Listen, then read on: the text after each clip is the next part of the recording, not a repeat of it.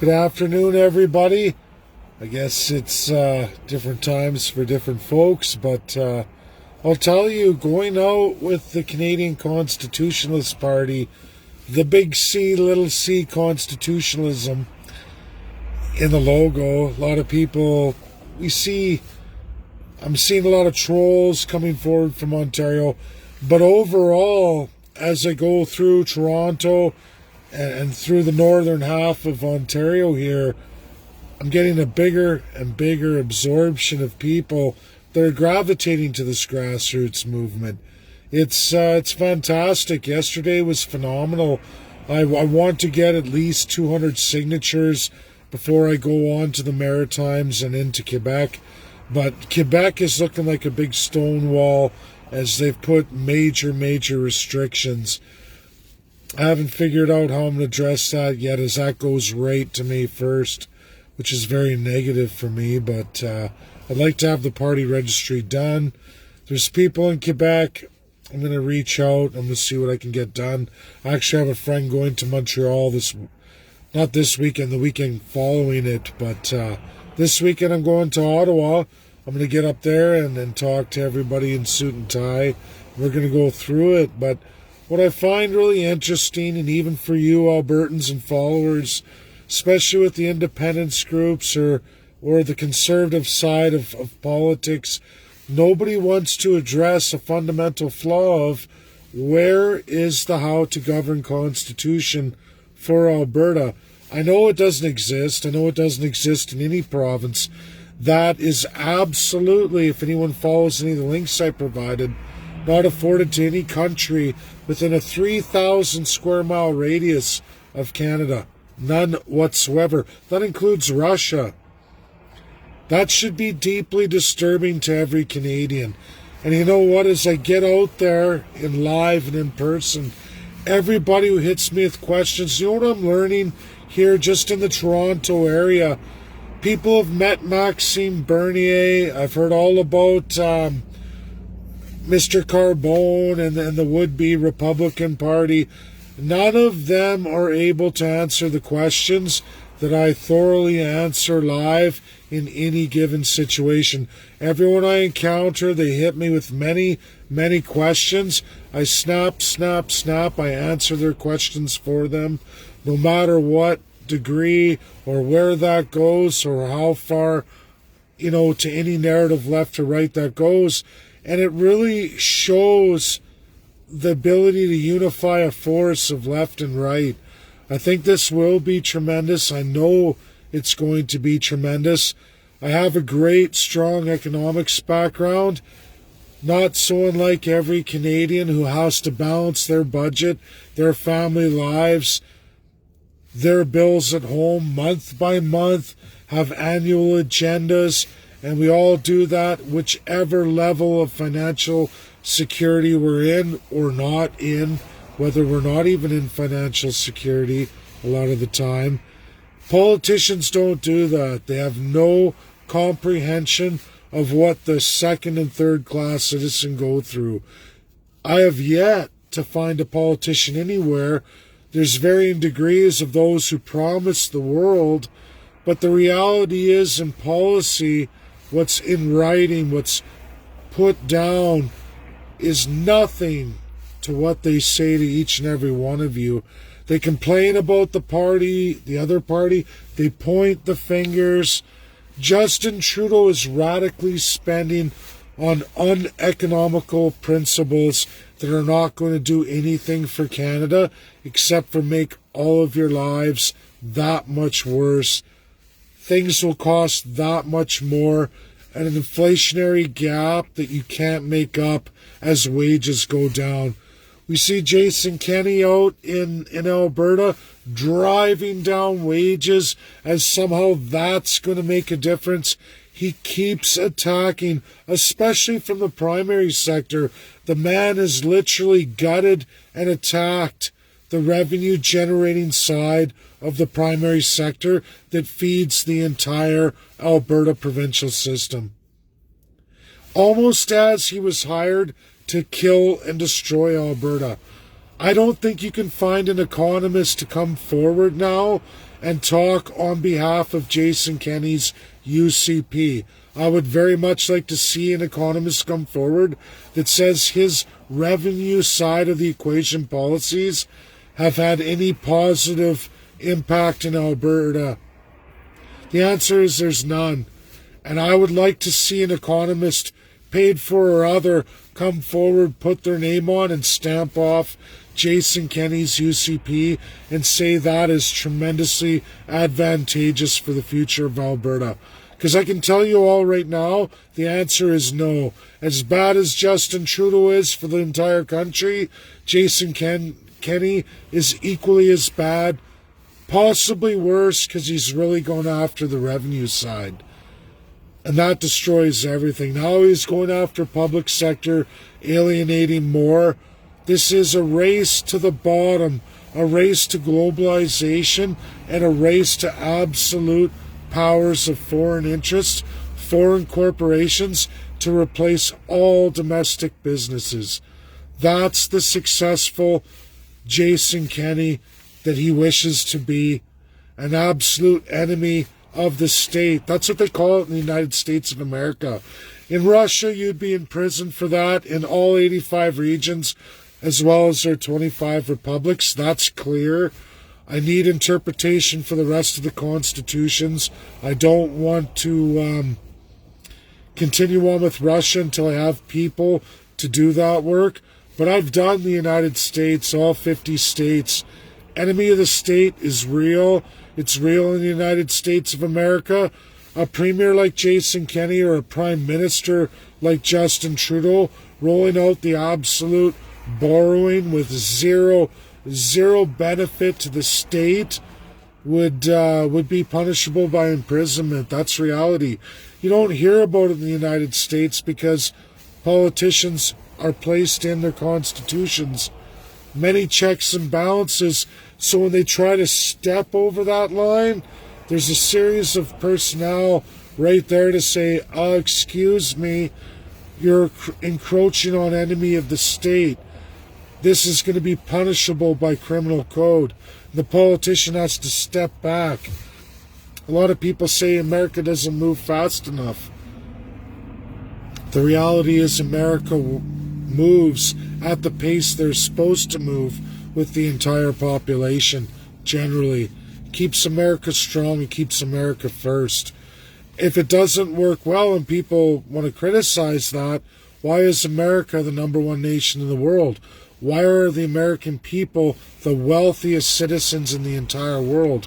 Sure, there's wealth gaps, sure, there's poverty, but the reality is, for a vast majority of Americans, they're number one in the world.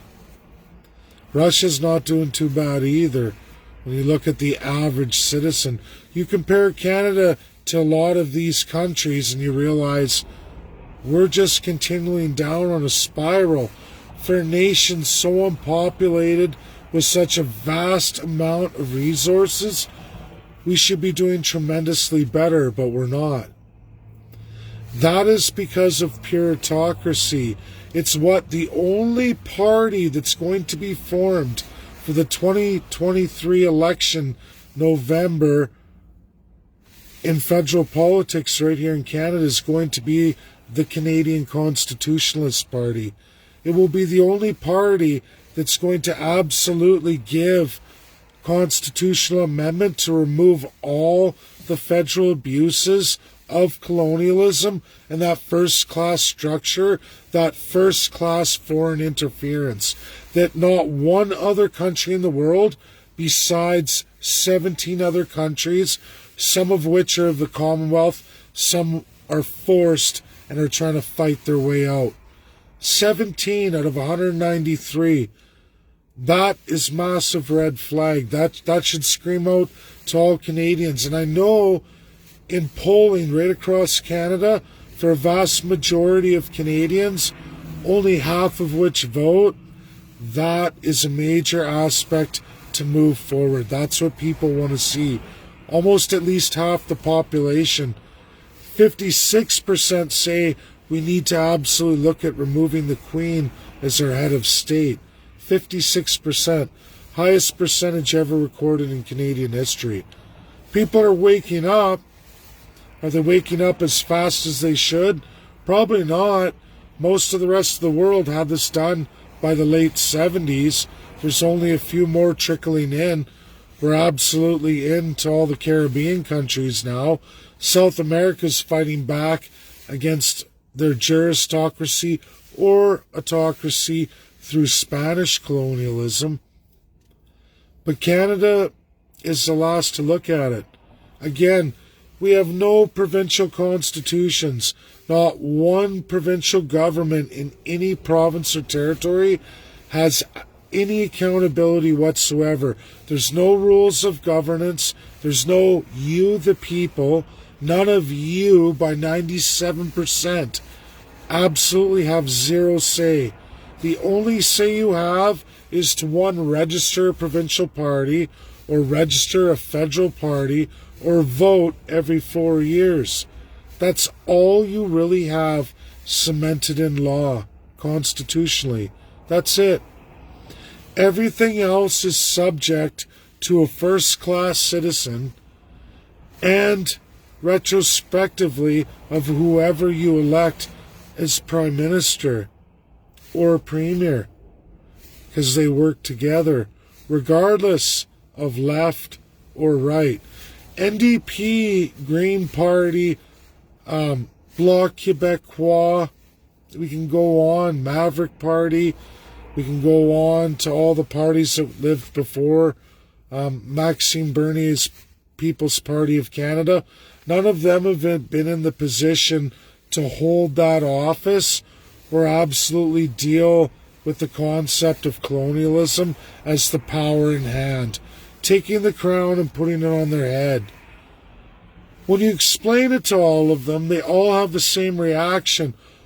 Oh, I don't want to address that. So that tells me absolutely they've already been indoctrinated in the liberal conservative spectrum.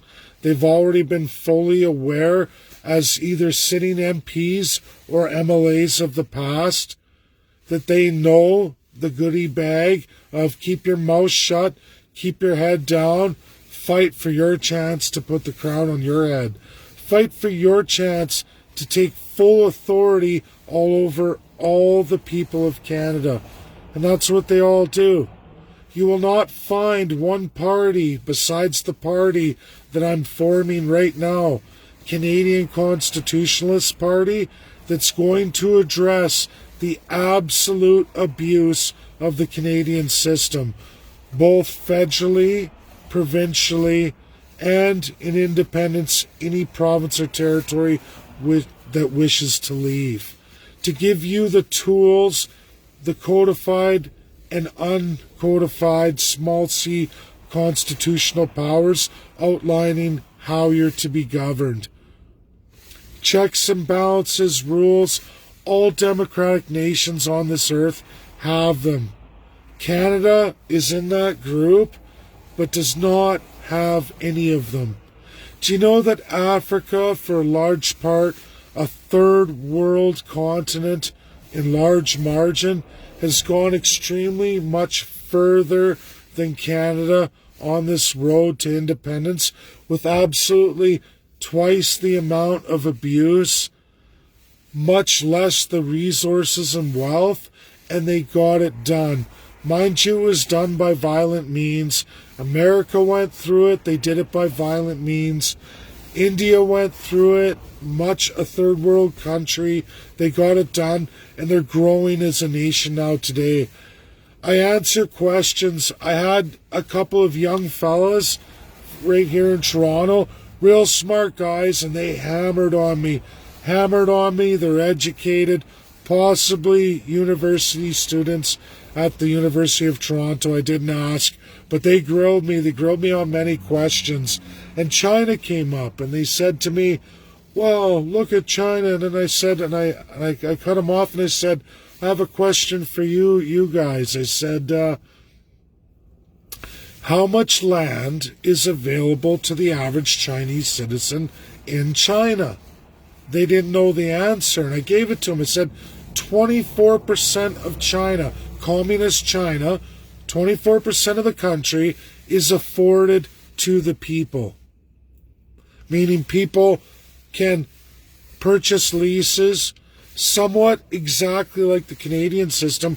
We have property rights, but you have property tax, meaning you're paying a lease agreement. If you don't pay your property taxes within 3 years, they take your property away from you. Okay? You can mortgage your house, you can get all that. There's lease, and then there's ownership. At least we have that ownership. But the question was posed to these two guys. I said, how much of Canada is afforded to the average Canadian citizen? And they didn't know that the answer to that either. I said, well, it's 17%. Communist China, 24%. Colonialism here in Canada, the constitutional monarchy, 17%. China, Canada.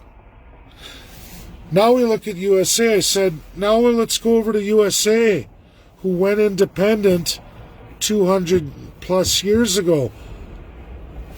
How much land in the United States is afforded to the average American of the country? They didn't know the answer to that question. I said, well over 87%. 80% of America is available to the average citizen. First Nations in USA, post-independence, and it took a while, it took another 100 years, still 50 years ahead of Canada, were able to settle the claims. American Indian gets 500 times the land that the average First Nations gets right here in Canada. They settled their claims in a worse predicament. This is what constitutionalism can do. How we can administer governance, on how to govern, and how the politics. It was a good talk today. Well, I have work tomorrow. I hope that was informative. It's a great video for everybody. Get it shared out. It's important. A lot to go through. And why the Canadian Constitutionalist Party is going to be the party of Canada. For all Canadians, why you should get behind it. Why it's for each and every one of you. It went down again? I don't know. Unbelievable. I just hooked up my Wi-Fi. I'm outside. I got a night shift roommate, and he's working 7 days a week, so I want to shoot this outside so I don't disturb him. It's Sunday. But this is what the CCP is for. It's the only party of its kind in Canada. The work that I'm embarking on and the education I'm giving to every single Canadian I cross paths with in every province. Quebec is going to be a challenge. It goes past the date of party registration I want to have, but I'm going to get there. And I have insiders in the CAC party. PQ should definitely take this on. They're going to like that. I think the problem is Bloc. Bloc's not going to like it. Just like Maverick Party isn't going to like it. But Canadians, it's all about giving the power to the people. In every region, absolutely in provincial design of a codified constitution on how to govern. The little C, what politicians can do, what legislatures, assemblies can do, and what they can't, according to your rules. By the best of the best, we'll have the best people in constitutionalism worldwide, experts in every country, the best of the best, published, taught in every major university in this world. We're going to have those people come forward. I've worked on this for well over a year. It's the right time to get it out. It's what Canada needs. We're in the lowest percentile. That's what we were talking about. Percentiles. IQ, the average citizen above high IQ, and then here, the low IQ. When it comes to constitutionalism in this world, 193 nations. The average nation is over here. Canada is down here, which would be the lower IQ, but down here in not constitutional. Very weak constitutionally. In the entire world, lowest percentile. I'm not going to say any names to upset people or whatever, but I think you can all figure out what that means to every Canadian. If you're second class, third class, you are one of the most abused groups of people in the entire world. We can point our fingers at China. We can point our fingers at other despots, dictators, but the reality is this is Canada, a nation of wealth, a nation of a time we were an ally. We have been monumental in world relations, but yet for 40 years we have gone like this.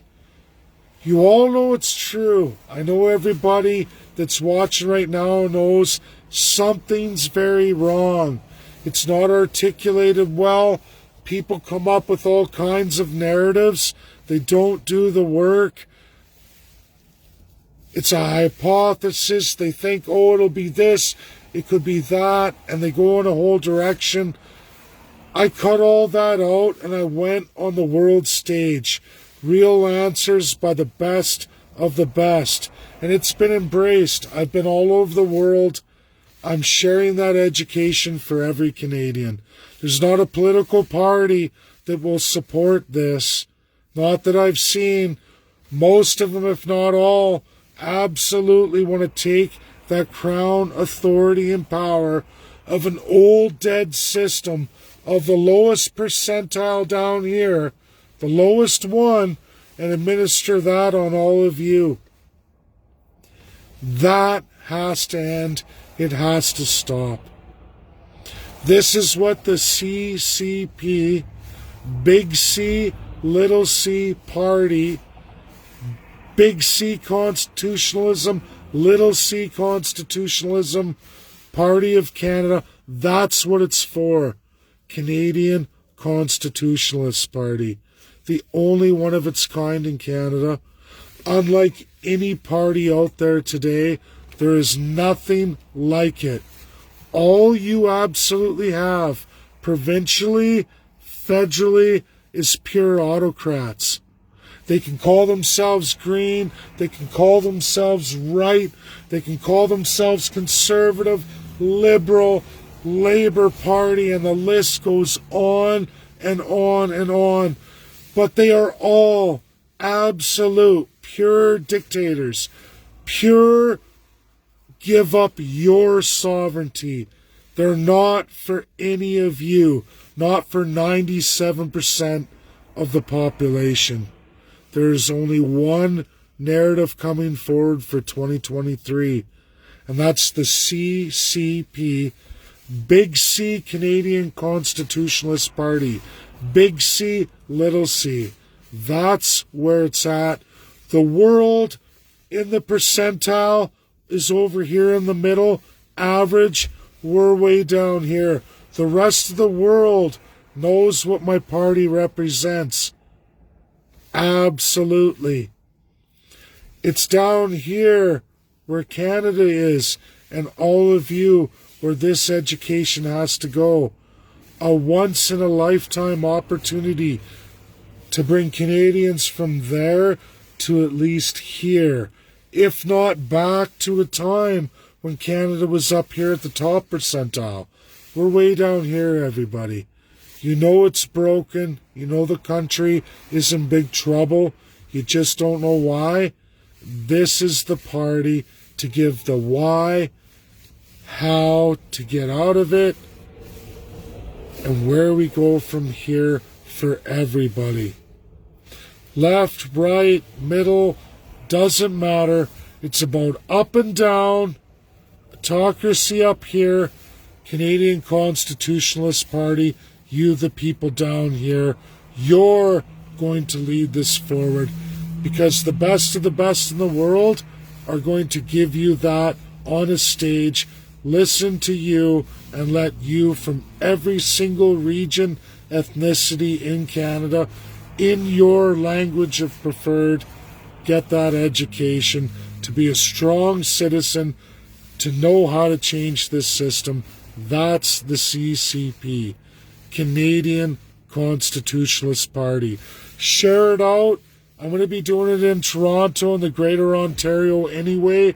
I will spend my time and get this done. But you can help. If you know someone in Ontario, share, because they don't know. Thank you. Bye now.